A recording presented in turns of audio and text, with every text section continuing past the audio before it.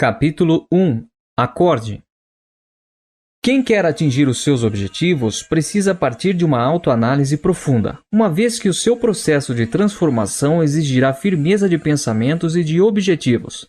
E nós só atingimos esse tipo de clareza ao definir muito bem o que nos faz feliz e o que nos derruba na vida cotidiana. O primeiro passo é se propor alguns questionamentos.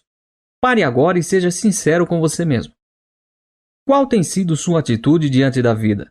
Como você tem colocado diante de sua família, das pessoas, dos desafios, das oportunidades? Como as pessoas que mais lhe conhecem definem sua atitude diante da vida? Com autonomia e ação ou de forma passiva e acovardada? Aceitando os desafios ou se escondendo deles? Topando a parada ou buscando uma desculpa para não ir adiante? Sinceramente, como você se vê na questão de atitude e autonomia diante da vida? Observe-se ao longo da semana ou do mês que passou. Dessa forma, responda com toda sinceridade. Você foi para a academia e assumiu o comando da saúde ou deixou mais uma vez para recomeçar na segunda-feira ou no mês que vem? Quando você olha para a forma do seu corpo, sente prazer e orgulho, vergonha e tristeza ou finge que nem está nem aí? Você tem sido referência na empresa em que trabalha, gerando grandes resultados, desempenho tremendo e dessa maneira conduzindo sua carreira ao sucesso profissional? Ou você é mais um que preenche a vaga de emprego e reclama do chefe e da empresa? Você continua estudando e aprendendo como um jovem aprendiz sedento por informações e saberes? Ou acredita que já aprendeu tudo o que precisava para ter o melhor da vida e mal lê um livro por ano, deixando o seu destino à deriva? Em casa, você é um pai ou uma mãe presente, que dedica tempo de qualidade a seus filhos e conduz sua família com uma vida abundante? Você senta no chão com eles, brinca ou gargalha? Ou seu trono real na frente da TV e do smartphone o impede de ser um pai ou mãe capaz de formar verdadeiros campeões? Com base nessas perguntas, assinale como você sinceramente se percebe hoje, no contexto da autonomia de ser, fazer ou ter o melhor. Primeira opção, como capitão do barco da sua vida ou como marinheiro à espera de ordens. Como diretor de um filme de sua vida ou como coadjuvante que espera uma vez para entrar em cena. Como escritor do livro da sua vida ou como um personagem à espera do próximo capítulo. Qual foi o resultado gerado por essas perguntas dentro de você? Como você se sente depois de respondê-las e autoavaliar-se? Quais fichas caem? Você está dando o seu melhor? Você está usando o seu tempo para construir uma vida extraordinária? Sem querer ser redundante, mas buscando profundidade em mudanças e conquistas, peço que responda de próprio punho as perguntas poderosas que vêm a seguir. Qual tem sido sua atitude diante da vida? Como você tem se colocado em termos de autonomia e ação diante de família, profissão, dificuldades e ameaças e oportunidades? Sinceramente, de 0 a 10, quanto você se sente no comando do barco da sua vida? Os resultados que você tem colhido na sua vida estão de acordo com o que você gostaria de ver para si mesmo? E quanto desses resultados se devem à sua falta de atitude ou autonomia? A abordagem é muito simples. Cada um tem a vida que merece. Mude sua atitude e você mudará a sua vida e os seus resultados. Acredite, tenho visto milhares de pessoas mudarem suas atitudes diante da vida. Pessoas que decidiram pagar o preço das mudanças. Pessoas que decidiram acreditar que podia ser, fazer e ter mais da vida. Convido você a acordar e assumir sua real identidade, e garanto que este livro vai lhe ajudar a descobri-la. Entre nesta viagem para conseguir trazer à tona uma nova atitude, desvencilhada dos resultados que você obteve no passado, assim como a autoimagem que os gerou. O que importa agora é que você pode despertar o gigante adormecido dentro de você. Então, vamos lá, acorde. Acorde para viver o melhor da sua vida hoje. Acorde para ser feliz agora. Acorde para realizar as suas metas mais importantes e menos importantes também. Afinal, elas são suas. Convido-o a pegar o leme do barco da sua vida e gritar bem alto: velas ao mar, soltar as amarras. Aconselho que bata forte na claquete e diga para todos dentro e fora do set de filmagem: luz, câmera e ação. E que tal, com os dedos firmes e decididos, ser você a digitar o próximo capítulo da sua vida? Vamos, acorde, esse poderoso gigante adormecido dentro de você e venha comigo nessa jornada de conquistas e realizações. Acordando para uma vida abundante. Qualquer coisa diferente de abundância é disfunção. Existe uma passagem bíblica que me faz muito bem e que produz em mim gigantesca crença de possibilidades. Nela, Jesus Cristo diz: "Mas eu vim para que tenham vida, e vida em abundância." Jó, capítulo 10, versículo 10. Pessoalmente, acredito completamente na veracidade literal dessa passagem. Creio que você e eu estamos aqui para ter e viver o melhor deste mundo aqui e agora. Como também foi dito por Jesus: "Neste mundo tereis aflições", em Jó 16:33. De fato, teremos reveses, quedas e problemas ao longo da nossa vida. Isso é algo que não escolhe classe social, raça ou gênero. As dificuldades existem para todos os seres humanos. Contudo, mesmo assim, continuo acreditando que até as piores aflições podem e devem produzir aprendizados e mais abundância ainda em nossa existência. O CIS, na sua base teórica, filosófica, ferramental e prática, busca os seus processos produzir abundância em todas as áreas e acredita que tudo o que não for abundância é disfunção e de forma obstinada trabalha para eliminar ou diminuir qualquer disfunção na vida das pessoas. O bordão usado por todos nós do CIS diz assim: "Eu vim para que tenham vida e vida em abundância." Jesus Cristo, Jó, capítulo 10, versículo 10. E tudo o que não é abundância na sua vida é disfunção. E toda disfunção deve e merece ser tratada. Paulo Vieira. Dr. Anthony Portigliatti contou-me uma história que fala dessa visão abundante de vida. Certa vez, estava um senhor em seu barquinho pescando. O primeiro peixe que pega com seu anzol é grande, um tucunaré. Ele olha para o peixe, analisa bem, o devolve para o rio. Logo em seguida, ele pega um grande tambaqui, com mais de 10 quilos. Novamente, ele olha bem para o peixe, mede o tamanho dele e devolve para o rio. O terceiro peixe que ele captura é uma tilápia pequena.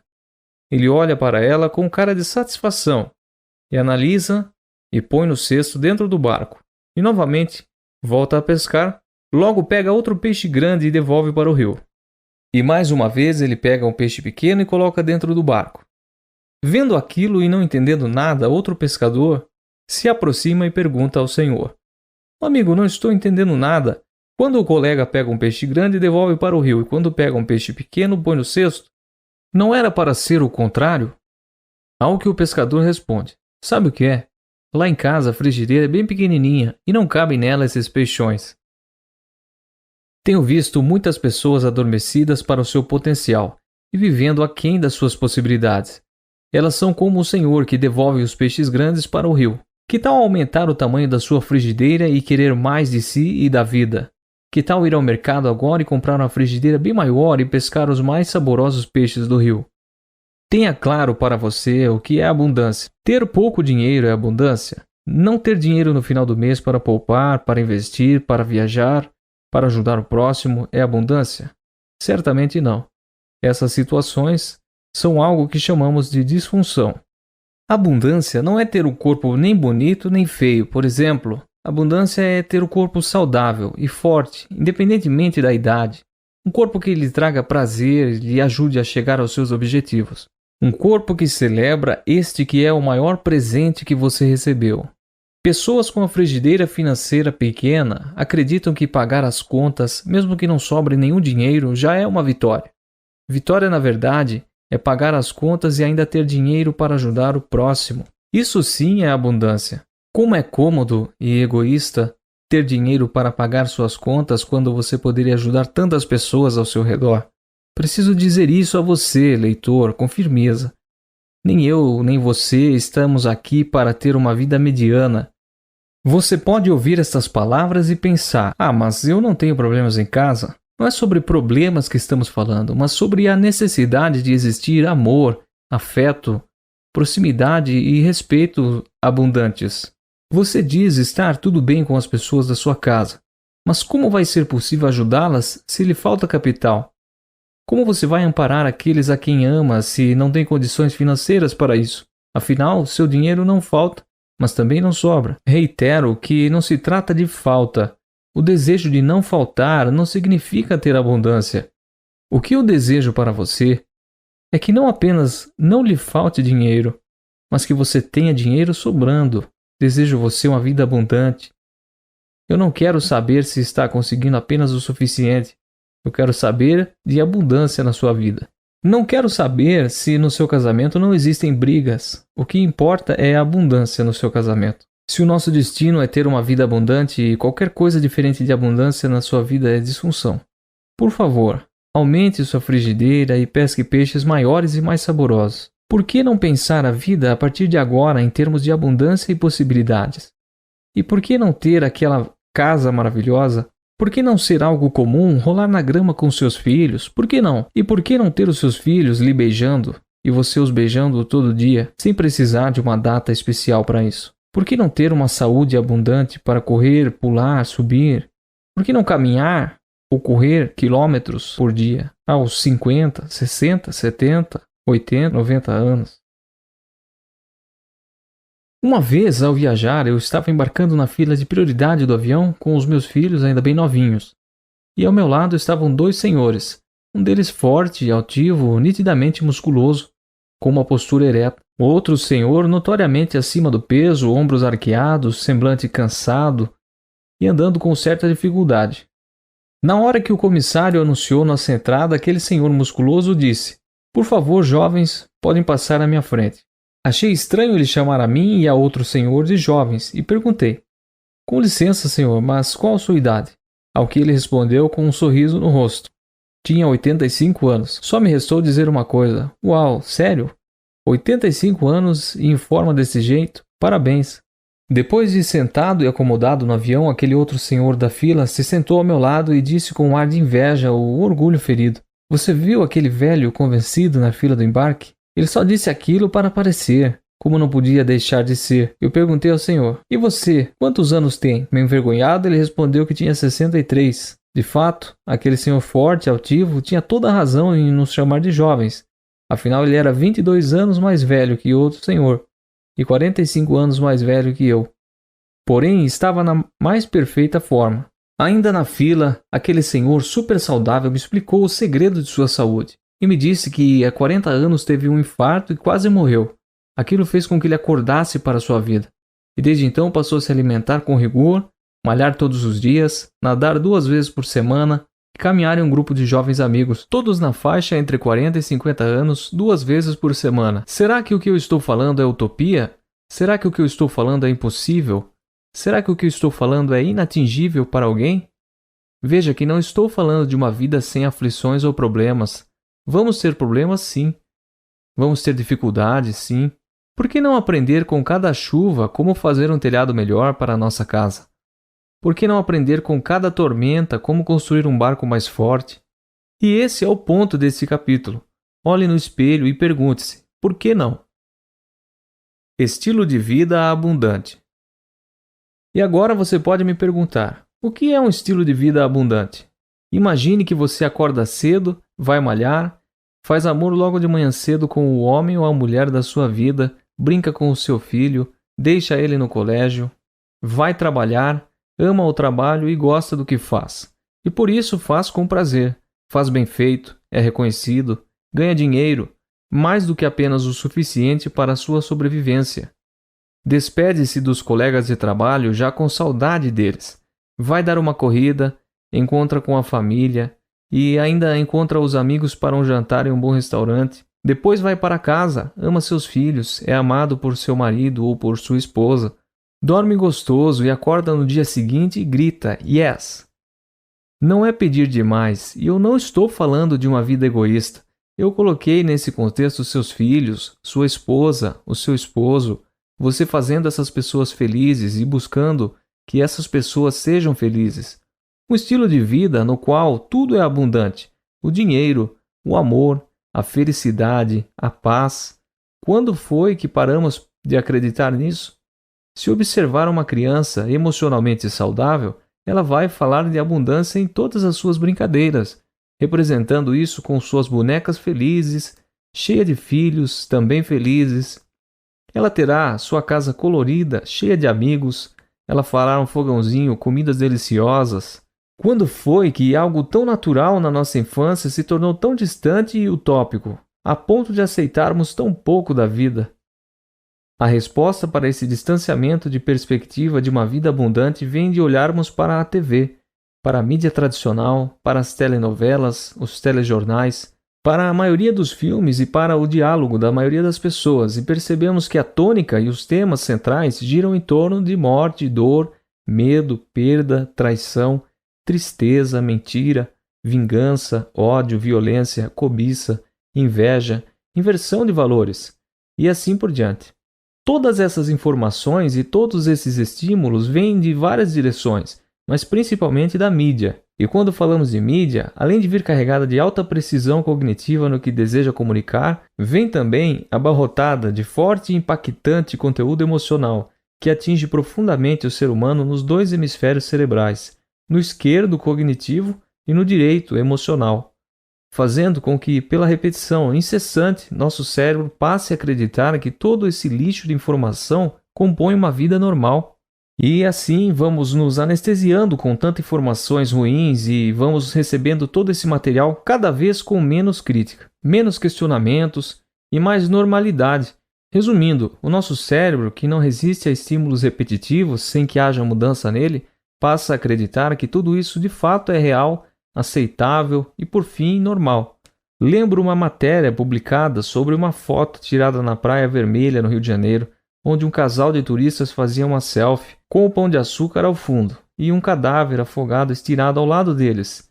O incrível era a normalidade com que eles posavam ao lado do cadáver para não perder o melhor ângulo da paisagem. De forma muito clara, para aquele casal, a morte é algo que se tornou normal, para não dizer banal. Um ser humano afogado, uma vida encerrada precocemente, uma família sem um integrante, uma mãe sem filho e provavelmente filho sem pai, e mesmo assim nenhuma estranheza, nenhum choque, uma vida vista de forma banal e sem importância. São tantas reportagens de assassinatos e sequestros, mortes, violência, catástrofes, guerras, que tudo isso vai se tornando comum, tão comum que inconscientemente vamos dando um status de normal para todas essas informações que não param de chegar. E a mesma coisa vemos com relação à pobreza no Brasil, que de tão comum se tornou normal. Ônibus e trens lotados, carregando pessoas amontoadas, entulhadas e imprensadas umas sobre as outras. Isso também é completamente normal aqui no Brasil nos dias de hoje. Não conto com quantas pessoas conversei e tentei mostrar que nada disso era normal. Não consigo contar quantas vezes eu disse: acorda! Eu, você e o Brasil merecemos mais do que isso. E eu vou deixar por sua conta identificar outro tanto de valores e conceitos que a mídia tradicional tem nos empurrado goela abaixo como normais. E mais uma vez, as pessoas expostas a esses estímulos passam a viver bem aquém de suas possibilidades e de seus potenciais, como que adormecidas por um anestésico superpotente chamado mediocridade. Por que tanta aceitação? Por que tanta banalidade com coisas tão importantes? Para fechar a explicação, a neurociência mostra que nosso cérebro acaba por aceitar e até mesmo procurar o padrão que mais se repete. Quando nossa mente, buscando segurança e subsistência, compara nossa vida a telejornais, telenovelas, noticiários, filmes e a tudo que a cerca. Nossa mente passa a acreditar que a mídia dos acontecimentos, que de antemão foram tão corriqueiramente apresentados, são de fatos normais e aceitáveis, até desejáveis. Então, depois de tantos e tão impactantes estímulos, temos um cérebro programado para procurar e produzir uma vida normal e conhecida tal qual os modelos aos quais fomos expostos. Assim, resta-nos viver uma vida medíocre, sem questionamentos e sem maiores expectativas. Uma vida abaixo das nossas reais possibilidades e potenciais, diferenciando o que é normal do que é comum. Para ilustrar essa questão, imagine o seguinte caso de uma vida normal. Um pai de família já contagiado e contaminado por esses estímulos negativos comunicados pelo mundo ao seu redor, chega em casa exausto, cansado, estressado, depois de 10 horas de trabalho, Ao passar pela sala, um dos seus filhos que está ouvindo música acena para o pai apenas com um sutil levantar de sobrancelhas e nada mais. Na mesma hora, uma voz interna, chamada voz da consciência, questiona esse pai que acabara de chegar a casa dizendo: "É assim que o seu filho recebe você em casa depois de um dia inteiro de trabalho?" E o pai imediatamente responde à voz com um tom de gozação: "Jovens, jovens. Jovens são assim mesmo, vivem cada dia no próprio mundo, isso é normal." Depois de passar pelo filho, ele vai em direção ao seu quarto, passa pela filha que está atenta ao seu celular e não o cumprimenta. E novamente a voz interrompe seu caminhar e pergunta: "E a sua filha, que não é mais tão jovem assim, não vai te cumprimentar com uma palavra ou um abraço?" E novamente ele responde: "Filhos são assim mesmo, cada um no seu mundo. Isso é normal." Então, no corredor da casa, ele finalmente trava o primeiro diálogo com alguém, sua esposa. Sem olhar para ele e sem entusiasmo nenhum, pergunta: "Trouxe o pão?" Dessa vez fala mais forte e inquisitiva: "Nem a sua esposa se levanta para te recepcionar depois de um dia de trabalho?" E com uma resposta pronta, ele fala: "São 20 anos de casamento. Você acha que as esposas vão receber seus maridos na porta com um beijinho dizendo eu te amo depois de tantos anos de casado? A vida é assim mesmo. Isso é normal." Ao passar por toda a sua família, ele vai tomar banho. Ao sair do banheiro, ele se dirige para a cozinha, tira o seu prato do forno, senta sozinho à mesa e começa sua refeição silenciosa. Se não fosse pelo barulho dos carros que vem da janela, novamente a voz diz: "Você vai jantar só? Toda a sua família está em casa e você vai jantar sozinho?" Ele novamente responde: "Cada um tem a sua vida, seus afazeres. Você sabe que é assim mesmo. As famílias hoje em dia são assim mesmo. Isso é normal." Ao acabar o jantar, ele senta à mesa da sala e começa a separar as contas do mês que vai pagar e as que ele não vai conseguir pagar. A voz reaparece e pergunta com um ar de cobrança: "Você vai deixar de pagar todas essas contas nesse mês?" E novamente, com uma resposta pré-fabricada, ele interrompe a voz e rebate dizendo: "Na vida que levamos hoje, atrasar uma conta ou outra é normal." Entretanto, a jornada desse pai de família na sua casa não para por aí. Depois de separar as contas a ser pagas e as que não serão, ele vai para o seu quarto, deita-se na cama, liga a TV e assiste a um filme de ação só para relaxar, enquanto sua esposa está vidrada em uma rede social. Agora, em tom de desespero, a voz questiona: "Você não vai conversar sobre o seu dia com sua esposa, fazer carinho nela ou fazer amor?" E de forma ríspida, o homem responde à voz que questiona toda a sua vida: "Você não percebe que temos 20 anos de casado, que é assim mesmo? Todo mundo vive assim. É pela milésima vez. Isso é normal. Minha esposa gosta de rede social e eu gosto de filmes de ação e pronto." Passada uma hora, o filme de ação se transformou em um filme de pornografia. A esposa já está dormindo e ele, mesmo exausto, não sente sono. Tenta dormir, mas não consegue. Desliga a TV e permanece com os olhos abertos. Sem conseguir relaxar, a alternativa é tomar um remédio para dormir. Ele toma um comprimido que não faz efeito. Depois de tomar o segundo comprimido, a voz, já cansada de seu dono e seu estilo de vida, pergunta mais uma vez: "Vai tomar 2 comprimidos para dormir?" E também cansado de ter sua vida confrontada por essa voz que não lhe dá trégua, ele responde pesadamente: "Quem não toma remédio para dormir? Hoje em dia todo mundo toma. Isso é normal." Então, uma hora depois de tomar o segundo comprimido, o sono vem. Um sono superficial, respiração pesada, uma apneia noturna assustadora.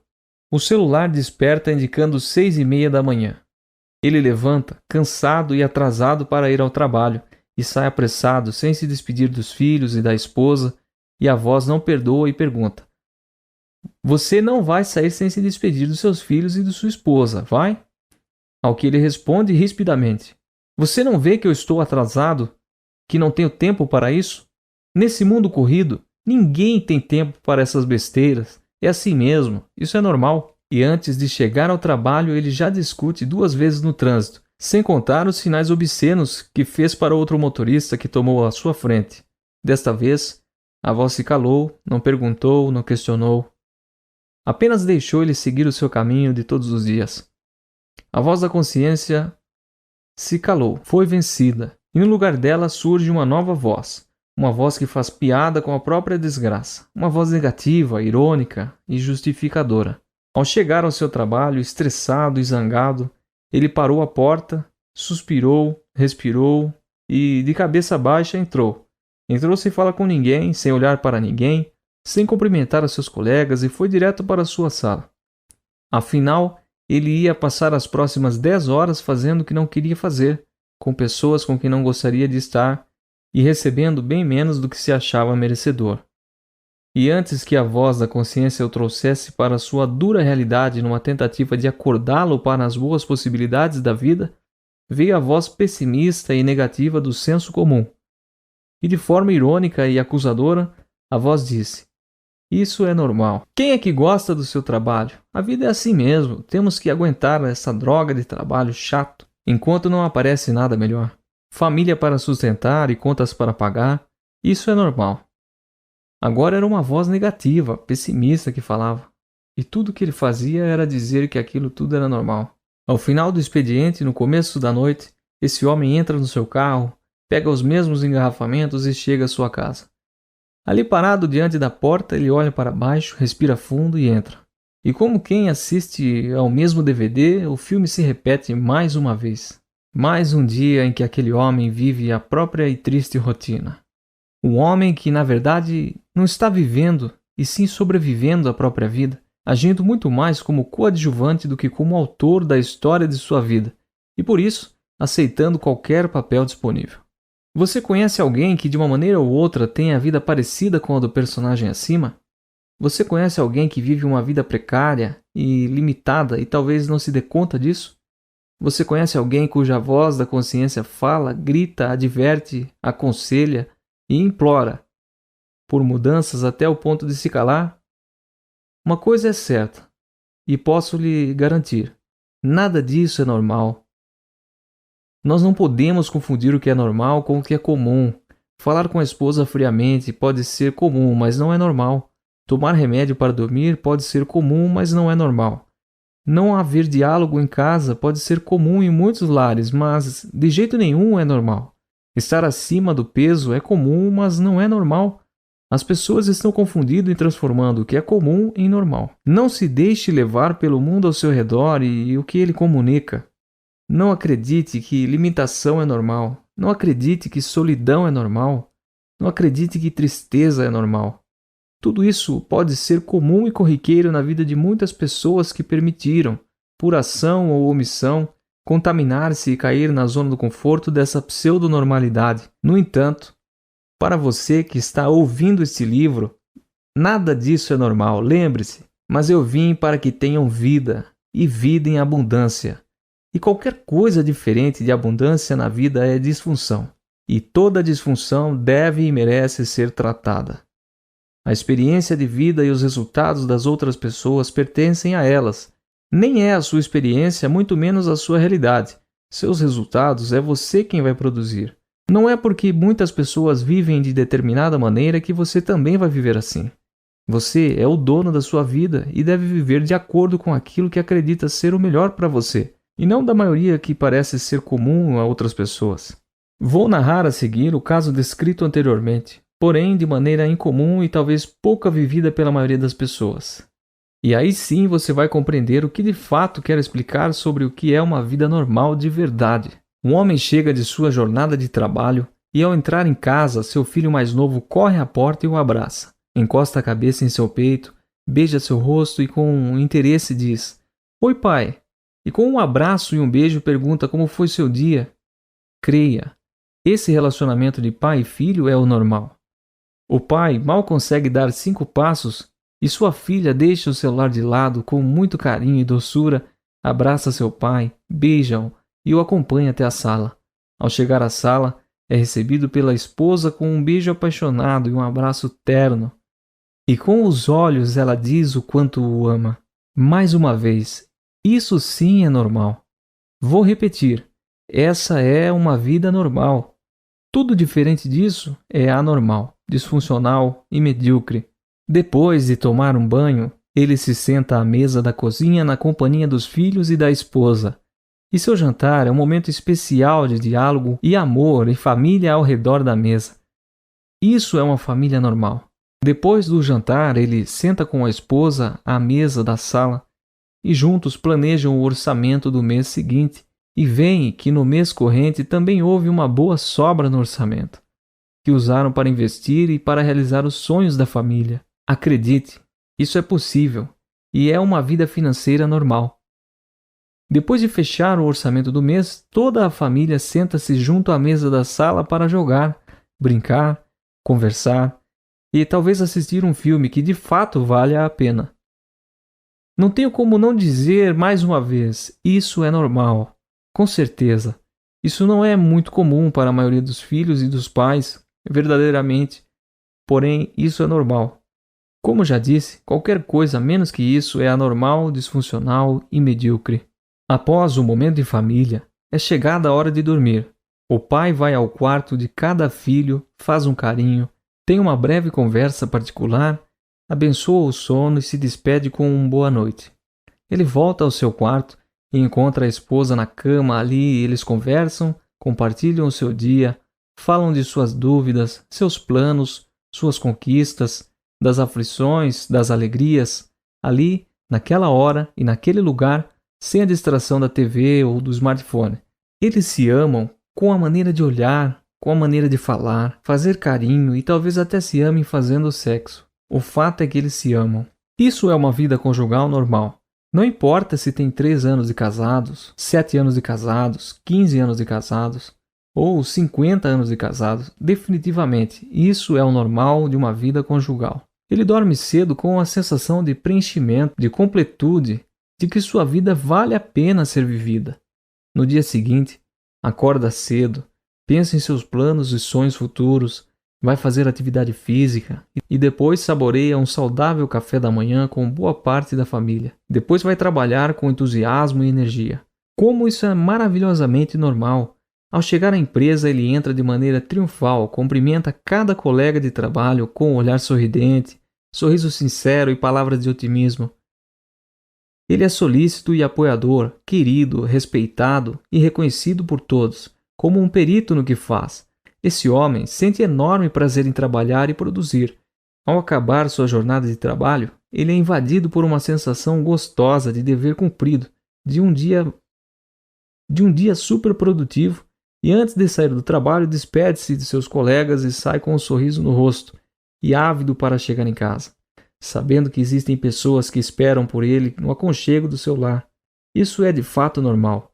Quando ele chega em casa, tudo se repete, de maneiras diferentes, mas com a mesma qualidade emocional, com os mesmos sentimentos. Essa é uma vida bem vivida, uma vida verdadeiramente normal e nada comum. Não importa a situação em que sua vida esteja hoje, a primeira coisa que deve fazer para mudar a forma como vive é acordar e entender a diferença entre normal e comum. Depois, saber que é possível ter uma vida maravilhosamente normal e, por fim, estar disposto a construir um padrão de vida baseado em uma rotina de excelência. Durante os meus eventos, é muito comum participantes perguntarem à minha equipe se de fato eu vivo o que prego, se minha família é assim, se meu relacionamento com os meus filhos é recheado de amor, afeto, carinho e respeito, se eu e minha esposa somos de fato um casal feliz e amoroso. A resposta é um alto, sonoro sim. Somos felizes, sim. Temos uma vida dinâmica e apaixonada, sim.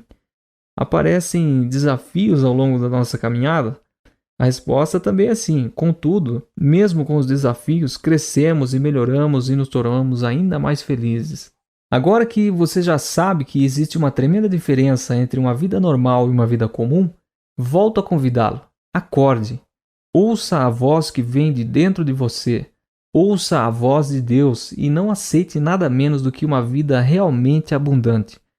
Vamos, pule da cama já e venha para uma vida normal, incomum e maravilhosa, disponível a todos que verdadeiramente se dispõem a construí-la. Será que preciso mudar algo em mim? Muitas pessoas andam dizendo que felicidade é algo muito particular, pois cada um tem uma definição para a felicidade. Eu não concordo com essa ideia. Acredito que as pessoas possuem maneiras diferentes de se vestir e cada um busca a sua maneira de se sentir alegre. No entanto, a alegria, além de ser passageira, não é o nosso foco. O que falo aqui é sobre estilo de vida abundante, sobre felicidade perene, real e existencial. E entendo que, para ser verdadeiramente felizes, precisamos potencializar cada uma das áreas da nossa vida. Afinal, cargo alto em uma empresa por si só não faz ninguém verdadeiramente feliz. Ter muito dinheiro e não ter uma família harmônica não adianta muitos no contexto de felicidade. Então, fique alerta. Sua vida não é o que você diz que ela é, e sim o que é percebido, visto e presenciado na prática. Não adianta você dizer que é um bom pai e que seus filhos são felizes se você não dedica tempo e tempo de qualidade a eles. Não adianta dizer que você é um bom pai se seus filhos não são fortes emocionalmente, vigorosos e felizes. Então, não importa o que eu e você dizemos, não importa a nossa visão, às vezes até nossas certezas sobre o que acontece no dia a dia. O que importa são os nossos comportamentos, em especial os resultados gerados e percebidos por todos. Você quer saber se é bem-sucedido financeiramente? Então lembre-se de que não é o que você diz ou mostra às pessoas que determina seu patamar financeiro. O que determina se você é bem-sucedido financeiramente é quanto você ganhou no último ano. O que diz se você é próspero financeiramente ou não é quanto tem nas suas aplicações financeiras ou imóveis. Quer saber quem você tem sido como cônjuge? Olhe para seu casamento. Olhe quantas vezes o seu marido ou sua esposa lhe beija. Olhe o respeito que existe entre vocês. Observe como dormem e como acordam. Quantas vezes vocês se olharam nos olhos? Quantas vezes ao longo do dia vocês se abraçaram? Seja sincero e corajoso para olhar para a sua vida como de fato ela tem sido. Avalie com a mente aberta. E se ela não está abundante, é hora de acordar e começar a agir.